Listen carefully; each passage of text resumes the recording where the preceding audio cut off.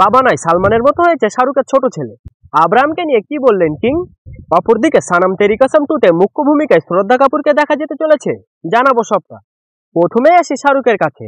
শাহরুখ খান ও সালমান খান বলিউডের দুই স্তম্ভ, যাদের এক কথায় গলায় গলায় ভাব বললে ভুল হবে না। একটা দীর্ঘ সময় ধরে একে অন্যের সাথে কথা বলেনি নানা কারণবশত। তবে সেই সব অভিমান পেরিয়ে এখন তারা ভাই ভাই। প্রকাশ্যে একে অপরকে নিয়ে নানা মন্তব্য করতেও তারা পিছপা হন না। তবে শাহরুখ নিজের সন্তানকে নিয়ে একই বলতে শোনা গেল, আদরের ছোট্ট আব্রাহাম নাকি পুরো সালমান খানের মতো হয়েছে। কি ভাবছেন সালমান খানের মতো মানেই রাগী? মেজাজি একেবারে তা নয়। তবে আব্রাহামের কোন স্বভাব দেখে শাহরুখ খান এই মন্তব্য করেন? সালমানের এক রিয়ালিটি শোয়ে এসে শাহরুখ খান বলেন, আমার ছোটটা পুরো সালমানের মতো হয়েছে। প্রথমে বলে মা তোমায় ভালোবাসি, তারপরে বলে বাবা তোমায় ভালোবাসি, তারপর সেখানে যে যে থাকে তাদের সকলকে বলে তোমাকেও ভালোবাসি তোমাকেও ভালোবাসি। এরপর শাহরুখ খান আরো বলেন, এই জন্যই তো আমার আব্রাহামকে সালমানের মতো মনে হয়, কারণ ভালোবাসা সকলের মধ্যে ভাগ করে দিতে জানে সে। শাহরুখের এই কথা শুনে বেজায় হেসে লুটোপুটি খেতে শুরু করে দেন সালমান। অবাক হয়ে এমন প্রতিক্রিয়া দেন যাতে স্পষ্ট হয়ে যায় তিনি বলতে চাইছেন এটা কোনো কথা হলো।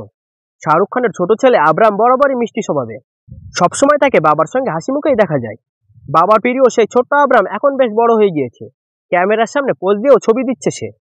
অপরদিকে 2016 সালে 5ই ফেব্রুয়ারি মুক্তি পায় মাওরা হোসেন এবং হর্ষবর্ধন রানে অভিনীত সানাম তেরি কসম। তবে সেইবার সুপার ফ্লপ হয় ওই ছবি। তবে সিনেমা রিলিজের 10 বছর পর আবার রিলিজ করা হয় এই ছবি ভ্যালেন্টাইন্স ডে উপলক্ষে।